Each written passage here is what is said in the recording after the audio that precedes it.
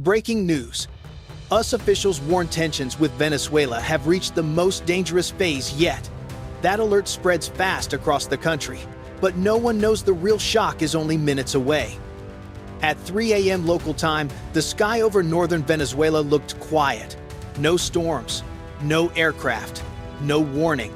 Then a single object slipped through the darkness at 42,000 feet, moving south at 510 miles per hour. It showed nothing on radar, no transponder, no signature, only silence. It was a B-21 Raider running in full blackout mode. Below, the Northern Command Center, the brain of Venezuela's coastal defenses, was finishing its night shift. Operators were watching shipping lanes and routine radio chatter. Nothing looked unusual, but the B-21 was already inside the last 38 miles, lining up the strike. Inside the cockpit, the mission timer hit its final countdown, 40 seconds. The jet made a slight turn, just 3 degrees, but enough to lock its target. This wasn't a warning flight. It was the first move of something bigger. The strike at 3 a.m. matters because the Northern Command Center is not just another military site. It is the main hub that links Venezuela's coastal radar, missile batteries, and early warning sensors. It is the place that tells every unit on the northern coast what is moving in the sky and on the water. When this building goes dark, the entire coastline loses its awareness. It becomes blind in the most important area of the Caribbean. This location sits close to busy shipping lanes where American ships and patrol aircraft operate every day. It is one of the few places where Venezuela can track movements from long range and respond before a threat reaches its shores. For years, this command center has been the center of every alert involving the US Navy. It watches the air routes, the sea lanes, and the electronic signals around the region. Losing it even for a short time is a major shift. For the US, the meaning is clear. This was not a small message. It was a demonstration that the B-21 can strike at the exact point where Venezuela feels most secure. It shows that the US can reach deep inside a defended zone without warning and without being detected. Military planners understand the value of this. If the opening move is this precise, the next steps may push even further. For the people working inside the command center, the meaning is personal. Many of them have spent years watching every radar sweep, every alert, and every unknown contact. They know the coastline better than anyone. They know the names of the ships and the patterns of aircraft passing through the region. When the power collapsed in seconds, they were not just losing screens. They were losing their link to everything they are trained to protect. This is why the strike matters. It changes the balance between two countries already standing on the edge. It breaks the idea that Venezuela controls the pace of the confrontation. It proves the US can hit first, hit fast, and hit with precision. And now, with the center offline, Venezuela faces a long night without its most important eyes and ears. The question is no longer whether the strike was real. The question is what comes next and how fast the situation will escalate. Inside the Northern Command Center, the first reaction began at 3:12 a.m. A radar operator saw a tiny flicker near the top of his screen. It moved too cleanly to be noise. He tapped the glass to confirm. The dot vanished for a second, then returned, now locked at 31 miles and closing fast. His voice cut through the quiet room as he called out the contact. A second technician checked the feed and saw the same thing. No transponder, no flight ID, no signal reply. Just a silent shape pushing in from high altitude. He marked it with a manual red tag. The room grew still as the red glow appeared. Red meant possible threat. Red meant action. A senior officer stepped forward. He asked for range and altitude. The answers came quickly, 30 miles, and holding at 42,000 feet. The officer looked at the screen for only a moment before he knew this was not a civilian aircraft.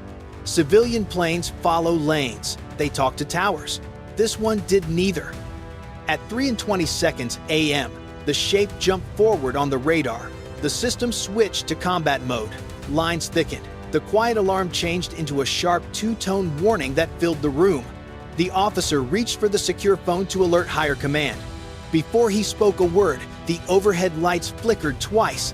A deep shake rolled under the floor like a fast shock wave. One by one, screens shut off. The large map table went dark. Radios stopped sending and receiving.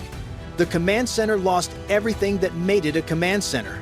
Someone in the back whispered, "We lost the grid." Another voice answered, "This was no power fault." Outside, a low rumble carried across the coastline, but by the time anyone stepped outside, the sky was empty. The B-21 was already turning away, leaving no clear trail, no echo, and no clue to chase. Inside the dark building, officers scrambled to restart systems, but nothing responded. Each second without power meant another gap in their coastal defense. No one inside knew the truth yet. The strike was not a warning. It was the first step of a wider plan, and the silence that followed was the loudest message of the night. If you think Venezuela will push back hard after losing its main command node, press 1. If you believe the US will keep the pressure on before daylight, press 9. The minutes after the strike were filled with confusion along the northern coast. Backup generators tried to restart inside the command center, but each attempt failed. The building stayed dark, silent, and cut off from every radar site it normally controlled. Smaller posts along the shoreline had to switch to local control, and their screens showed broken sweeps and long gaps. None of them knew how wide the blackout really was. 2 rapid reaction units were sent toward the command center. They drove through empty streets, unsure if the strike was over or if another wave was coming. One team reported hearing a low echo in the sky before the blackout, but no one could confirm it. With the main radar down, every sound felt like a possible threat. Inside a coastal air defense station, a small radar caught a faint return far to the north. The operator watched it slide across the edge of the screen before fading again. He increased sensitivity, but the image broke apart. Should he mark it hostile? His supervisor hesitated before answering. "Hold until we know more." But with the command center offline, there was no one to confirm anything. While Venezuela worked in the dark, the US adjusted quietly. A surveillance aircraft offshore tightened its pattern. A destroyer shifted its course by 5 degrees to get a cleaner line toward the coast. Small moves like that matter in tense hours. They set the stage for whatever comes next. By 3:08 a.m., emergency communication lines were activated across the region, but delays stacked up fast. Units waited for orders that never came. Air defense crews stood by their launch consoles, unsure if they should power up or stay cold. The chain of command felt stretched and unsteady, all because one strike lasted less than a second. Inside the damaged building, technicians used flashlights to check circuits. One screen flickered on, showing a frozen map, then died again. The senior officer understood the meaning. They were no longer guiding the night. They were chasing it, blind and behind the pace the US now controlled. This was escalation without sound. No second blast, no sudden shockwave, only the quiet shift of control from one side to the other. And in confrontations like this, losing control is often the most dangerous point. As Venezuela worked to rebuild awareness, a new detail surfaced, one no one inside the command center expected. A small backup radar site on a hill north of the city reported seeing something unusual minutes before the blackout. The operator there watched a thin, fast shape cross the edge of his screen. It appeared for only a second, but its movement was smooth, clean, and nothing like random noise. He tried to report it, but the line failed at the same moment the main center went dark. His message sat unopened until the network was partially restored. When technicians finally accessed the data, they realized it was the only trace of the incoming aircraft. That single sweep changed the tone of the night. It suggested the strike came from something far more advanced than anything Venezuela had ever tracked. No roar, no infrared trail, no steady signature. Just one controlled mark that vanished before anyone could react. At a coastal missile site, crews tried restarting their systems. One technician noticed another clue. Their sensors had been flooded with false returns seconds before the blackout. The clutter looked intentional, as if someone wanted the site looking in the wrong direction while the real threat moved in. If true, it meant the US strike was coordinated across multiple layers of defense. By 3:20 a.m., commanders understood this was not a simple hit. It was a test of how fast they could recover and how deep their systems could be disrupted. The answer was clear: they were still behind. That realization created new tension. If the first blow arrived without warning, the next could come at any moment. Units along the coast waited with engines running, lights off, and radios silent, preparing for a threat they still had not seen. If you think this twist shows Venezuela is more exposed than expected, press 1. If you believe the real surprise is still coming from the US side, press 9. By 3:32 a.m., parts of Venezuela's network came back online.